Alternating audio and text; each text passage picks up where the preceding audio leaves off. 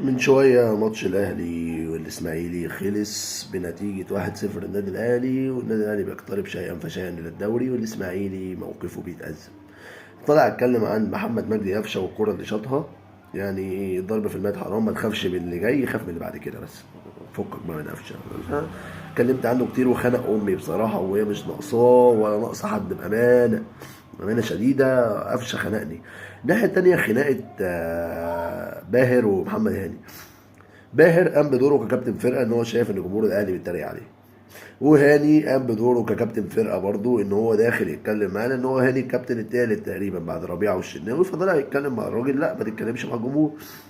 فطبعا باهر متنشن وشد، وباهر طبعا لعيب محترم والكلام ده كله. بس في حساسيه ما بين جمهور الاهلي وجمهور الاسماعيلي، ده الطبيعي. جمهور الاهلي وجمهور الاسماعيلي ما بينهم حساسيه كبيره قوي، والاسماعيلي شايف ان الاهلي مضطهد والكلام ده كله، والاهلي بيتجامل. فيعني ان شاء الله تهبطوا باذن الله، يعني ما تقلقوش هتهبطوا.